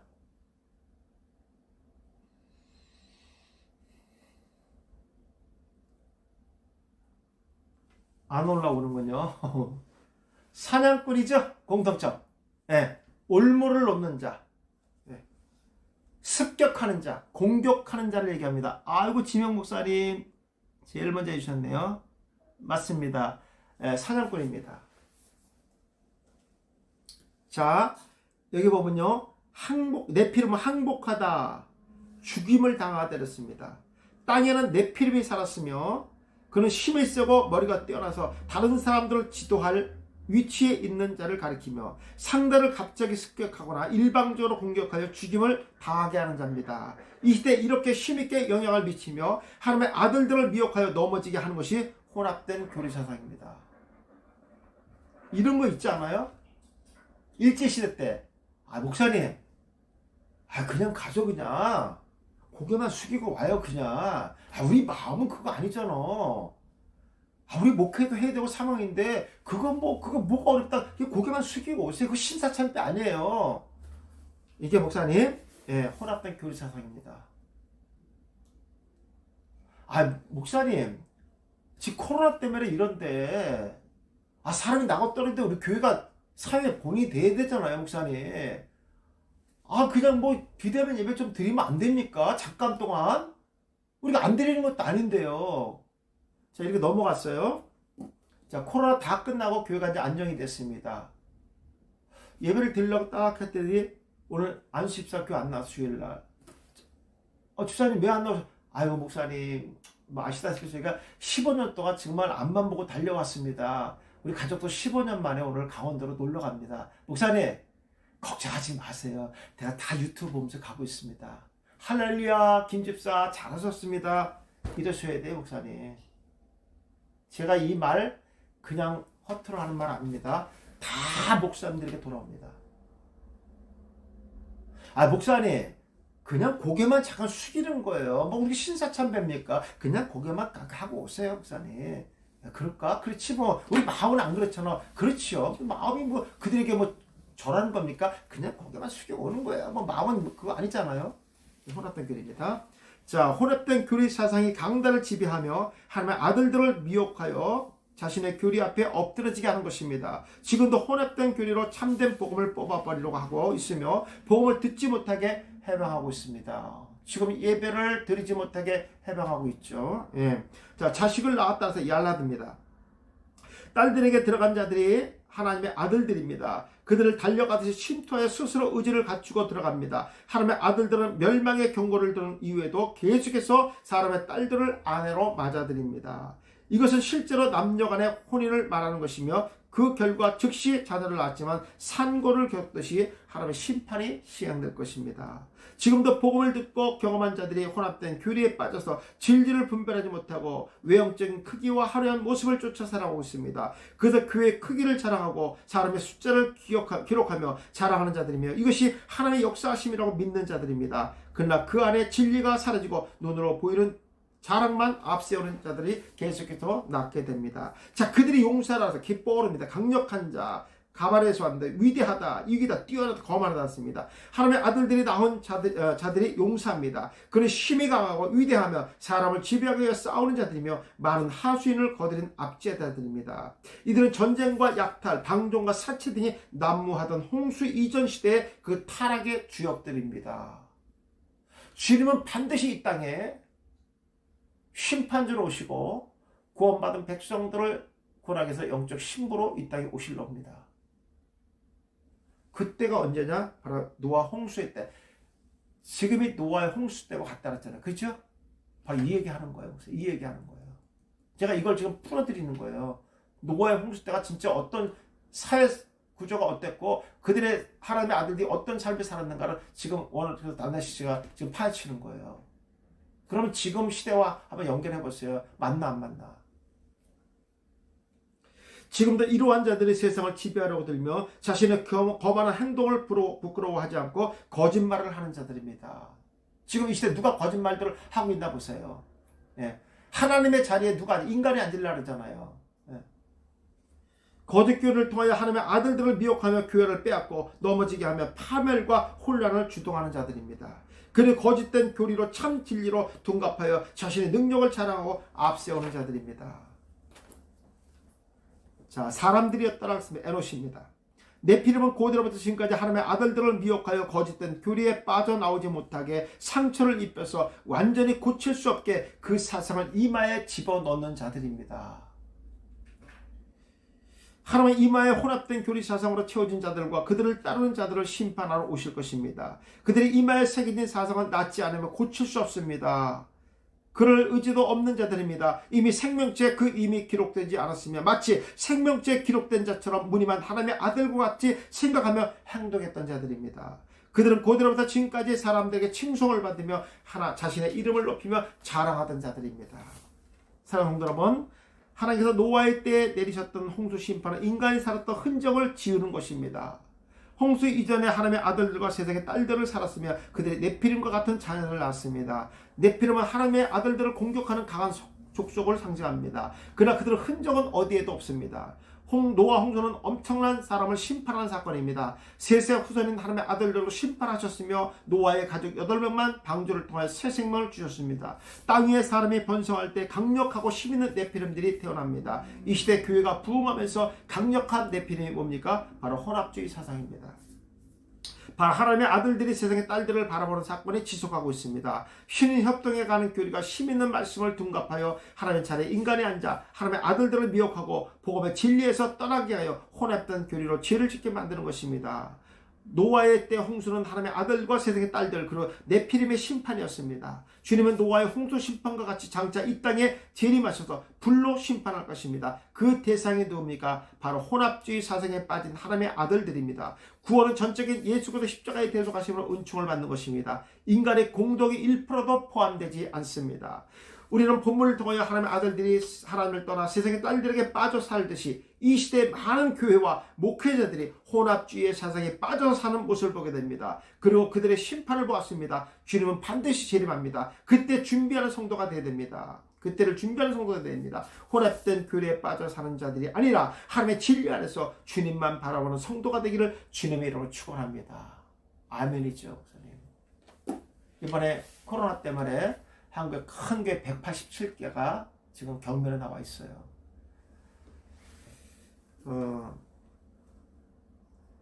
목사님 이 시대를 보시면서 정말 저는 이 하나님의 아들들 때에 하나님께서 왜 심판을 하셨을까, 물러하셨을까, 그 원인이 무엇인가. 예.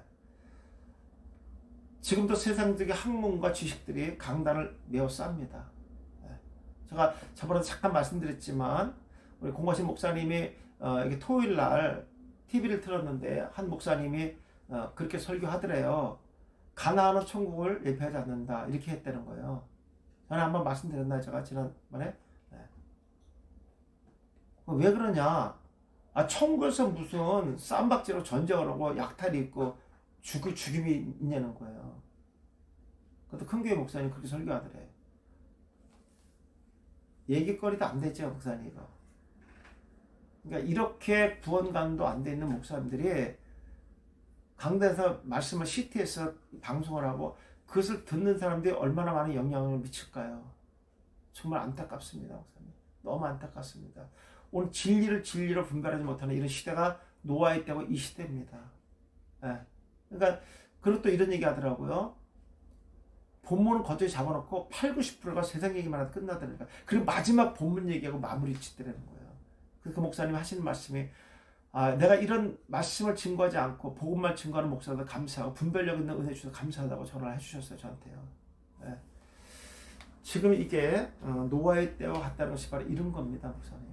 정말 우리 해주던 목사님들은 복음만 외치는 목사님인 걸 제가 너무나 잘 알고 있습니다. 우리가 목사가 왜 됐습니까? 세상의 지식을 갖고 와서 증거하려고 목사가 된 게 아니잖아요. 예. 우리는 예수를 잘하고 예수를 소개해야 되는데 우리가 하나님의 말씀을 분별하지 못하고 진리가 무엇인지 의도가 무엇인지 정확하게 모르고 올라간다면 세상이 할 수밖에 없어요. 그 시간 뭘로 채우겠어요. 그리고 말씀의 위배에 대한 그런 말씀들은 하시면 안 됩니다. 예. 물론 강대상에서 뭐 정치적이나 이런 얘기 할 필요가 없어요. 예. 그거는 뭐 틀림없는 얘기입니다. 예. 우리가 성경을 좀 제대로 보시고 적용할 부분에서 이 말씀은 지금 이렇습니다 해야지 이런 말씀을 근거하지 않고 정치적이 하는 건 좀 지양해야 됩니다. 그러나 지금 이 하나님의 아들들을 보면서 지금을 보면 이 세상이 어떻게 흘러가고 있는지 정도 우리가 알아야 됩니다. 예. 그래서 목사님들이 혹시 시간이 되시면은 뭐 인터넷이나 유튜브도 괜찮습니다. 프리베이스라는 단어를 쳐보시면서 목사님 한 번 좀 공부했으면 좋겠다는 생각이 듭니다. 예. 거기 자료 들어보면 그대로 정체성이 그대로 나오고 있고요. 지금 전체 이 나라를 흔드는 자들이 바로 그런 자들입니다. 예. 그러니까 우리가 신천지 이반이 얘네들은요, 그냥 이렇게 길거리 다니려면 짱돌뱅이밖에 안 되는 거야. 똘만이. 예. 그거 잘 아시고, 정말 아마 이제 앞으로 우리 목회하시면서 목사님 어려움이 많이 닥칠 겁니다.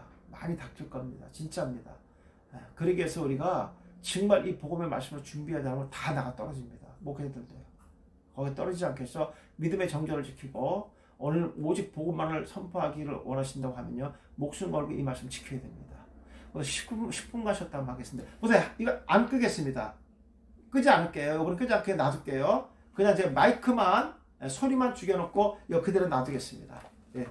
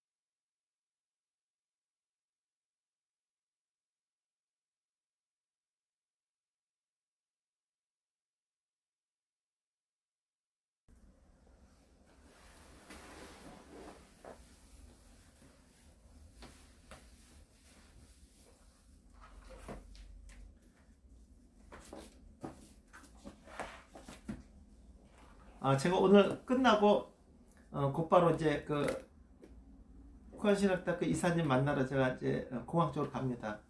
예. 이제 졸업 준비해야 되고, 그래야 되기 때문에 이제 미팅을 한번 가져요, 오늘요. 예. 이번에 그 강시원 박사님이 못 나오시게 됐어요. 아프세요. 그분이 만약에 우리 한국 오셨으면 큰일 날 뻔했어요. 그래서 이사님이 오셔갖고, 이사님이 이번에 졸업식을 학위식을 수여합니다. 그래서 제가 오늘 이제 호텔로 만나러 가는데 대단하잖아요. 지금 격리에 2주 했고, 그러니까 여기서 지금 거의 이제 한 달을 여기서 머무는 거예요. 지금. 이거 졸업식 하루 하려고. 그리고 바로 출발을 하고 미국에서 또 격리가 되겠죠. 그런데 이 학사 일정을 중단할 수가 없어서 미국은 다 중단됐어요. 미국 코안신학대학교 그 직원들 한 명도 안 나옵니다. 지금 전부 마비가 됐어요. 미국이면. 그런데 오셔서 오늘 제가 만나러 갑니다. 그래도 이번에 또 졸업자들이 많으세요. 많으시고 그래서 우리들이 뭐 패스할 수가 없어서 이제 중요한 건 내년에 5월달에 박사학위 받는 게 이제 문제예요. 이게 지금요. 이대로 가면 뭐 미국 못 들어가니까 그 문제에 대해서 의논도 해야 되고 하여튼 뭐 어려움 많습니다. 지금 논문 쓰신 분이 지금 3명이 지금 제출됐어요. 논문 잘 썼어요. 논문 잘 쓰신 분들은 저랑 대화 진짜 많이 하신 분이세요. 전부 다 전화 참 많이 했어요. 저한테. 그러니까 뭐 저랑 할 만큼 제가 지도하는 대로 그대로 쫓아오니까 논문도 쉽게 쓰고, 한 분은 300페이지를 써. 300페이지. 세상 300페이지가 뭐야? 200페이지만 쓰려니까. 그것도 줄인 거래 또. 한 분은 또 260페이지 쓰고. 그러니까 쓸 게 너무 많다는 거예요. 감사하잖아요.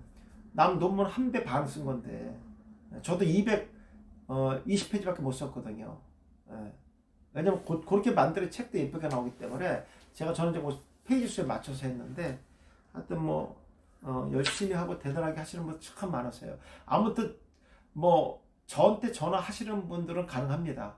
논문이 되는데 전화 안 하시면 안 돼요. 전화 어떻게든 주셔야 되고요. 그렇게 하시고 내년에 이제 그 여기 아카데미 들어오실 분들은 우선 주위에서 계신 분들은 좀 연락해 주시고요. 사실 우리가 이 그 코로나가 없어서 국민일보에 광고가 나가는 건데 코로나 때문에 못 내고 있어요.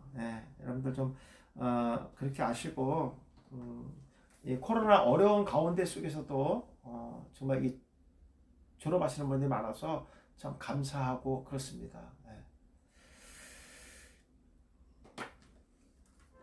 우선 말씀 보시다가 이렇게 좀 궁금한 거나 제가 또 강의한 거랑 좀 안 맞는 거 있으면 문자로 주시면 제가 이렇게 하여튼 최선을 다해서 풀어보도록 하겠습니다. 그리고 같이 중요한 것들은 같이 공유도 하고 오늘 같이요 그렇게 좀 하겠습니다.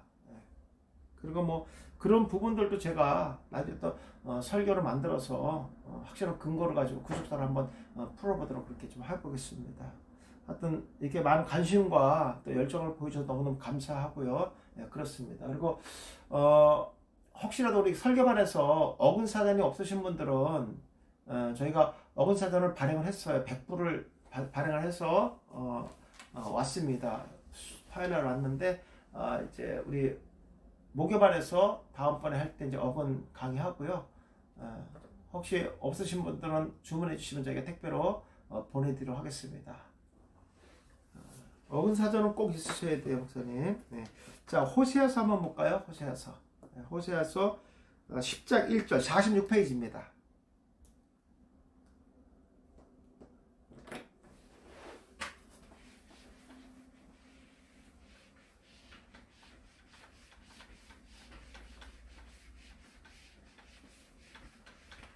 저는 다음 주가 아주 무지장 바쁩니다. 월요일 날은 이제 대구 하고, 화요일 날은 창원 가고, 수요일 날은 여수 가고, 목요일 날은 강주 가고 올라왔다가 토요일 날 졸업식 하는 거예요. 뭐 준비는 다 끝났습니다.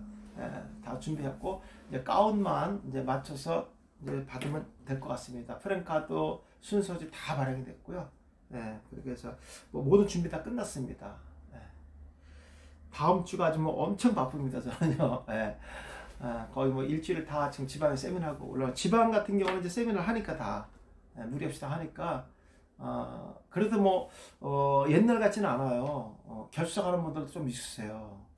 왜냐면 이제 교회가 또 좀 어려워졌잖아요. 그런 것도 눈에 띄게 좀 있고, 그리고 또 담임 목사지만 위임받지 못한 목사님들은 못 오시더라고요. 왜냐면 장로님이 그렇게 얘기했대요.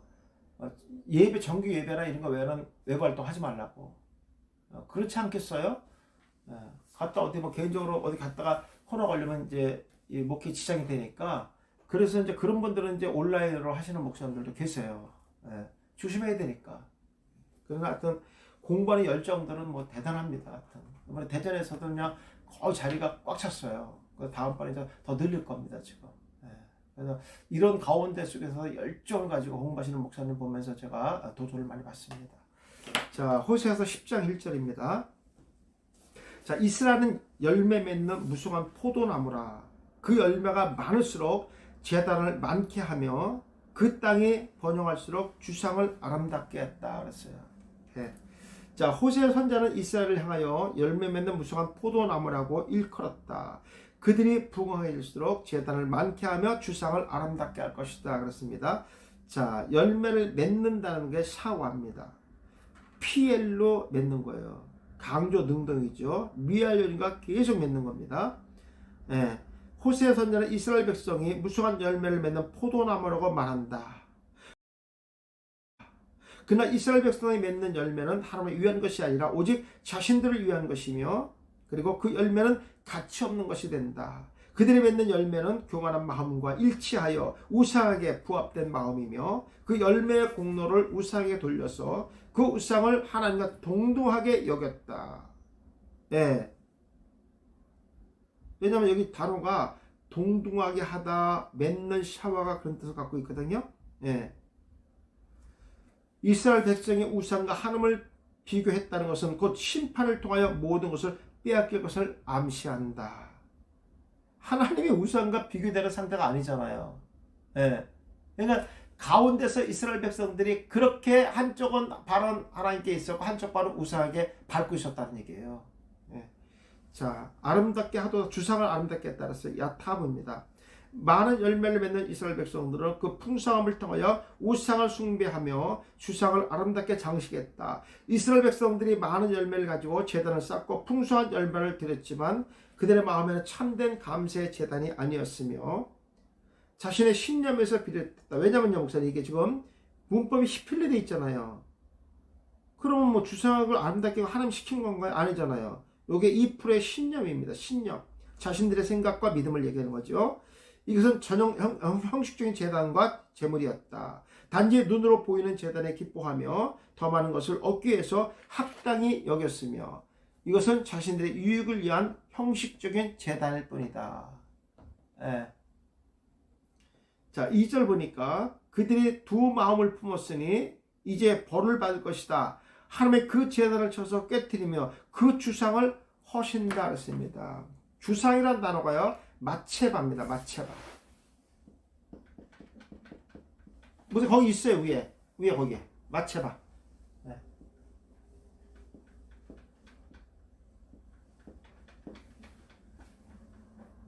거기 있죠?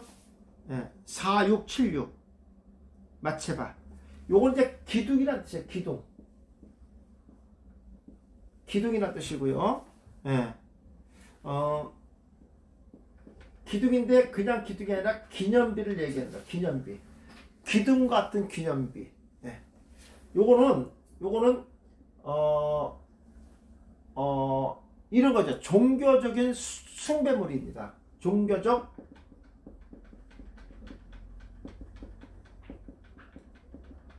숭배물.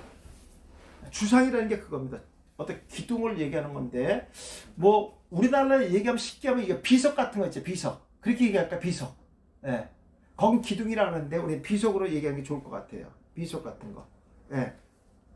여기 이제 어디 나오냐면요, 창세기 28장 11절에 나와요. 한번 볼까요?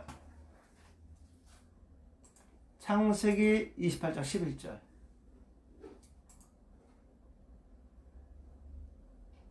야곱에 대한 얘기죠. 11절. 한 곳에 이르러 해가 진지라. 거기서 유숙하려고 그것이 한 돌을 가져다가 베개로 삼고 거기에 누웠더니, 예, 여기 보시면 야곱이 베개로 삼았던 돌을 기둥으로 삼고 그것에 기름을 붓고 이름을 뭐라 했죠? 베델이라고 그러죠. 그 다음에 35장 14절. 창세기 35장 14절에 보면 야곱이 나중에 다시 되돌아오지요. 그러고서 또 다른 기둥을 세웁니다. 그게 뭐냐면 주상입니다. 돌 기념비 같은 거. 그리고 전제물과 뭐라 기름을 붓죠. 뭐야? 종교적인 숭배물을 나타낼 때 이걸 주상이라고 얘기합니다. 예, 기둥 같은 거. 우리나라 말하는 비석 같은 거. 그 얘기하는 거예요. 지금 야곱이 행했던 것이 바로 지금 여기서 말하는 그들이 생각하는 종교적인 숭배물을 얘기하는 겁니다. 예. 그러니까 전제물과 기름을 바르는 것도 바로 그런 의미를 갖고 있다. 자, 볼까요? 자, 그들이 두 마음을 품었으니 이제 벌을 받을 것이다 그랬어요. 벌을 받을, 아샴이라는 단어를 썼어요. 여기 보면 죄로 판결을 낸다는 거예요. 유죄 판결을 받고 형벌을 받는다. 이런 뜻이죠. 이스라엘 백성들이 하나님부터 벌을 받는다. 그것은 그들이 두 마음을 품었기 때문이다. 두 마음을 품은 이스라엘 백성들은 우상을 숭배하며 하나님의 법을 어기고 유죄 판결을 받는 것이다. 죄를 범한 이스라엘 백성들은 하나님을 떠나 하나님과 우상 사이에서 머뭇거리며 피곤한 상태를 나타내고 있다. 그들은 하나님을 기만하고 우상을 섬기지 말라는 계명을 어기고 그 죄로 형벌을 받게 되는 것이다. 만약에 목사님들이 요게 이제 제가 강해식으로 풀었기 때문에 이렇게 하지. 만약에 설교식으로 하면 요건 달라져요. 요 내용들은요. 설교식은 다릅니다. 그러니까 강해로 푸는 개념과 설교에 푸는 개념은 다르고요. 또 설교와 책은 또 풀어내는 그 스타일들이 좀 다릅니다. 예. 그러니까 예를 들어서 설교라고 하면은요, 아까 얘기했던 은유사전 같은 거 있죠. 그런 것들을 더 집어넣는 거예요.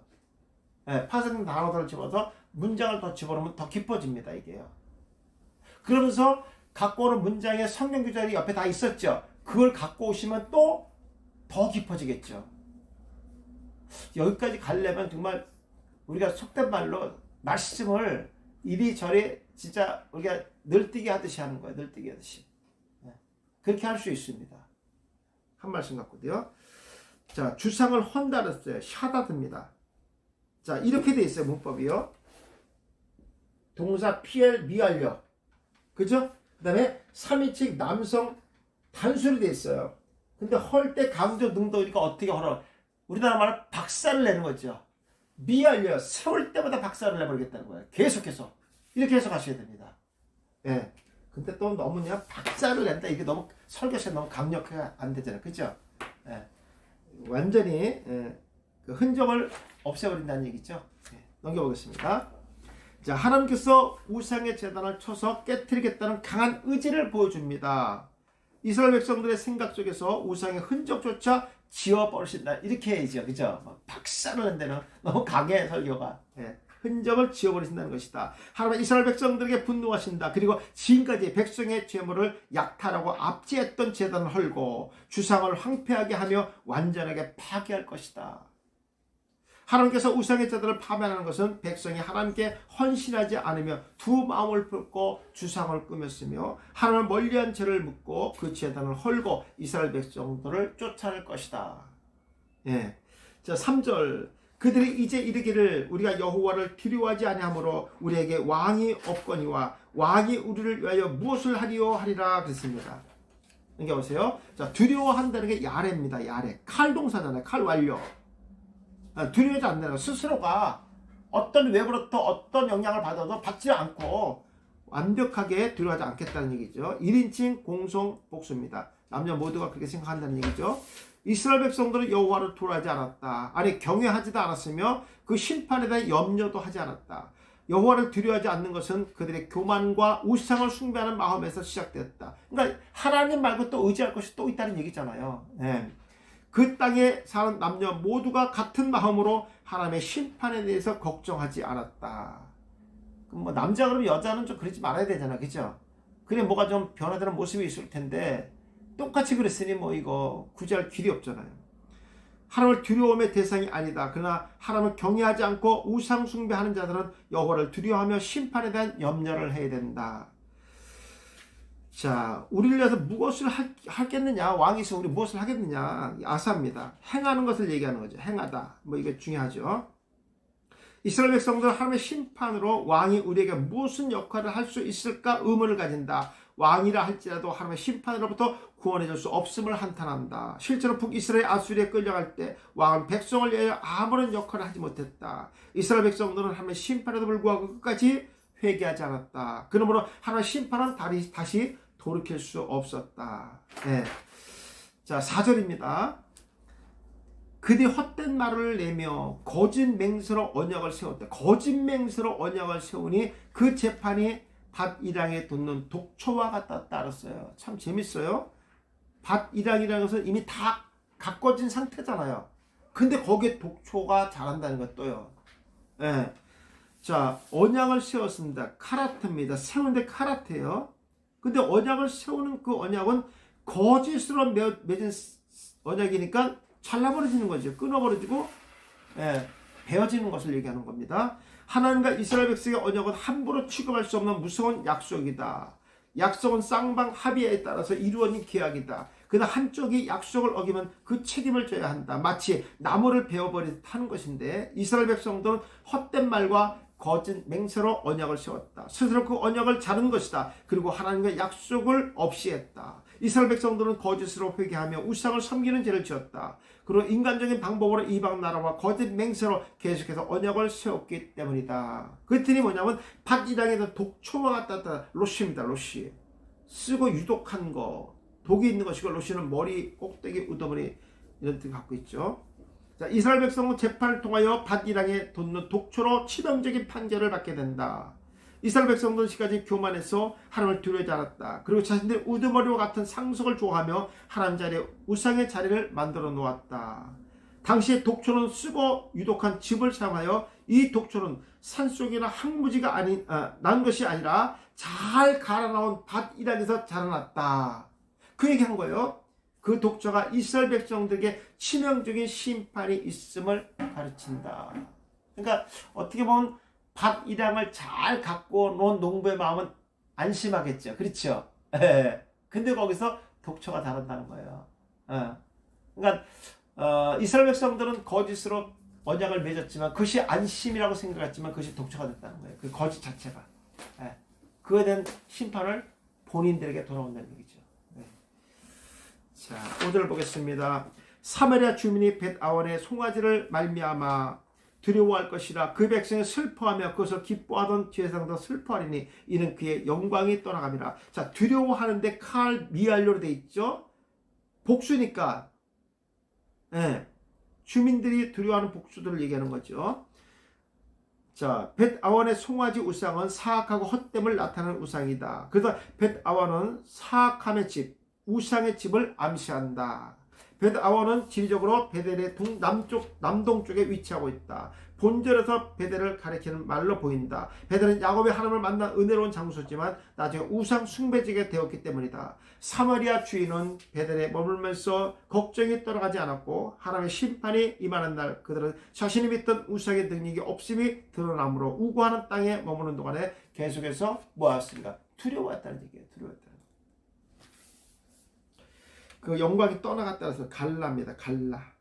완료로 떠나갔으니까 다시 돌이킬 수가 없다는 얘기잖아요. 이건 이제 뜻은 이제 뭐 덮개를 벗기다, 폭로하다, 옮기다 뭐 이런 뜻이 있어요. 소멸되다 뭐 유형의 포로의 몸이 된다 그랬어요. 정확한 뜻이 나와 있죠. 이렇게 포로의 몸이 된다. 넘겨보세요.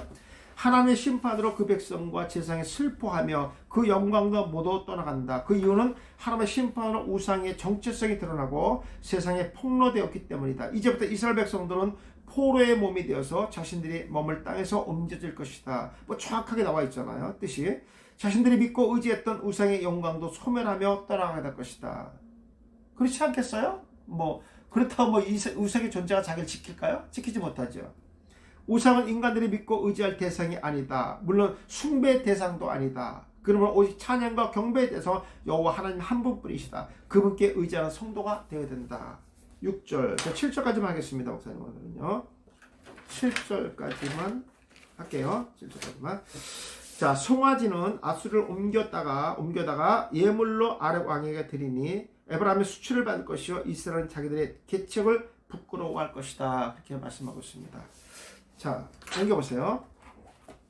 자, 아수르로 옮겨가는데 무슨 거기 문법을 보세요. 어떻게 돼 있나? 제가 잘못 쓴 게 아니고요. 가끔 나온다고 제가 말씀드렸죠, 목사님. 진짜 그 문법이 가끔 나왔습니다. 가끔. 아수를 옮겨가는 게 동사, 이거 뭐죠? 호팔입니다. 호팔. 뜻이 뭐죠? 사역, 수동이죠? 예. 호팔, 미완료, 3인칭 남성 단수예요. 근데 아수를 옮겨가는 게 호팔이니까 사역, 수동이니까 그러니까 팔려가기로 어떻게 되는 거예요? 작정되어 있는 거예요, 이거는요. 어떻게 할 수가 없는 거예요, 이거는요. 예, 그렇게 옮겨가기로 작정되어 있는 겁니다. 예. 자, 이스라엘 백성들은 금송아지를 아수르로 옮겨서 야렙 왕에게 바칠 것이 작정되어졌다 이랬어요. 무서운 거예요, 이거는요. 예. 자기 의지와 상관없는 거잖아요, 이거는요. 이스라엘 백성 입장에서 거부할 수 없는 것이다. 왜냐하면 수동이니까, 사역 수동이니까. 거부할 수 없는.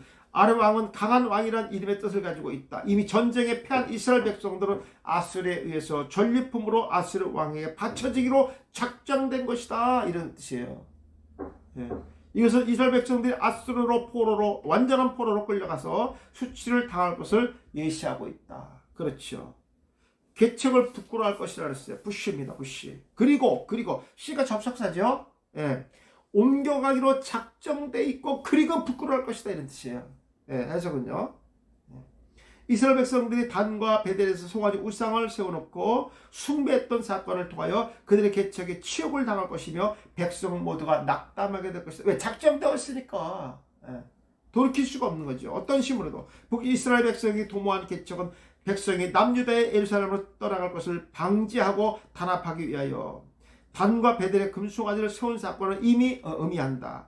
그들의 계획은 결국 백성의 수치와 실망이 되고 금송아지 우상이 그들의 나라를 지키지 못하고 땅에 엎드려졌기 때문이다. 가버리면 이스라엘 백성들은 참 뻔뻔스러워요. 그죠? 네. 뻔뻔스러워. 어떻게 이렇게 할 수가 있을까? 이렇게 할 수가 있을까? 뭐 이스라엘 백성만 그렇습니까? 네. 저는 뭐 한국교회도 보면 정말 하나님의 은혜 가운데 큰 목회를 하던 분들이 은퇴하면 정말 뻔뻔스럽게 딴소리하고 있는 거 보면요. 너무 이스라엘 백성과 너무 똑같아. 너무 뻔뻔스러워요. 어떻게 저럴 수가 있을까? 예. 자기가 목회할 때 하나님 큰 복을 받고 그러는데 은퇴하면서 저렇게 뻔뻔스러운 말을 할 수 있을까? 이런 생각을 보면요. 아, 참 이거 한국교회 참 큰일 났어요. 아무튼. 예. 자, 7절입니다. 사마리아 왕은 물 위에 있는 거품같이 멸망할 것이다. 아, 사마리아 왕은 물 위에 있는 거품같이 사실 멸망한다는 건 사라질 것이다. 이렇게 할 수가 있죠. 그죠? 그러니까 거품은 조그만 바람에도 흔들리고 사라지잖아요. 그죠? 얘가 풍전등하죠. 뭐 이거는요. 위태로운 거죠. 언제 없어질지 모르는 거죠. 자, 사마리아 쇼므론입니다. 쇼므론. 쇼므론은 샤마르에서 왔어요. 지키다, 준수하다, 단속가다. 자, 사마리아는 에브라임 지파의 지역이다. 이 도시는 전체 지역의 수도이며 이스라엘 왕들의 거처였다. 그러나 아스루 왕이 사마리아는 BC 722년에 탈취하여 유린하였으며 이스라엘 10지파, 10지파를 국외로 추방하고 그 자리를 다른 이주하로 자리를 채웠다. 사마리아는 감시산이라는 이름의 의미가 있다. 감시산, 사마리아는요. 하나님께서 에브라임 지파에게 주시고 북이스라엘 수도이며 10지파가 머물던 장소이다. 그런데 그 땅이 아수르의 감시를 받는 수치의 땅이 되었다. 이런 뜻이죠. 해석하면요. 그죠? 예. 감시를 받는 수치의 땅이 되었다. 이게 정확한 해석이죠. 예. 이제부터 아수르의 단속과 감시 속에 그 땅이 보존될 것이다. 자, 멸망할 것이며 그렇습니다. 예. 여기 니팔 분사 수동돼 있죠. 이렇게 동사 니팔 분사 수동 PP. 분사수동. 그렇죠? 예, 남성 단수로 되어 있어요. 그러니까 이런 것들을 생각하셔야 돼요. 이런 것들. 문법을 생각하면서 이걸 보셔야 됩니다. 여기 이제 다마라는 단어 썼어요. 멸망한다는 단어가 목사님 많겠죠, 단어가. 그 많은 것 제가 다마를 썼어요. 다마. 네. 자, 하늘 심판은 사마리아 왕에게 임했다. 왕의 심판은 물 위에 있는 거품과 같이 황폐가 될 것이다. 결국 왕의 권세와 주권은 물 위의 거품과 같이 흘러가서 결국에 흔적조차 없이 삭제될 것이다. 예, 이게 맞죠? 예, 이렇게 되는 거예요. 거품 자체는 흔적이 없어 삭제되는 거예요. 예, 그렇게 되는 겁니다. 예, 해석이요. 자, 사마리아 왕의 심판은 벳아원의 금송아지와 같은 우상 숭배를 정책적으로 권장했으며 그가 적극적으로 참여했기 때문이다. 그러므로 왕도 하나 심판을 막을 힘과 권세가 없는 나약한 존재라는 것을 깨닫게 될 것이다. 아무리 힘 있는 권세도 하나 앞에 불의를 행한다면 하나님께서 물 위의 거품과 같이 흔적을 지울 것이다. 근데 문제는 뭐냐면 물 위의 거품이 있었다는 거예요. 이런 게 김새는 거거든요. 이런 게. 물 위의 거품조차도 없어야 되는데 물 위의 거품이 있었다는 거예요.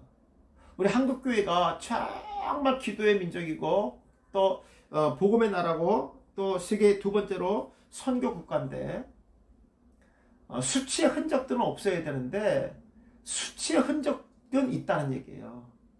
네. 있다는 거예요. 그러니까 이런 것이 안타깝죠, 사실. 이 말이 안타깝고 깨끗할 수만은 없어요. 근데 이제 저는 개인적으로 한국 교회가 급속도로 부흥하고 성장한 건 맞아요. 근데 반면에 말씀과 같이 올라갔어야 되는데 말씀을 쫓아가지 못했어요. 이게 안타까운 거예요, 사실. 이게 안타까워요. 이것이 한국 교회의 거품이 된 거예요, 거품. 네. 이거에 따른 대가는 반드시 치러야 됩니다. 하나님께서는 우리 헬스들을 통해서 다시 이제 복원시켜 주시기 위하여 우리를 세우시지 않나, 부르시지 않았나 이렇게 생각합니다. 어쨌든 목사님, 우리 끝까지 이 복음의 말씀을 의지하면서 또 설레이는 마음으로 우리 다음 공부 시간을 기대해 주셔서 감사하겠습니다. 제가 또 좋은 거 준비하고 목사님들이 필요한 말씀을 준비해서 또 가지고 나오겠습니다. 아무튼 늦은 시간까지 고생 많이 하셨습니다. 감사합니다. 고맙습니다.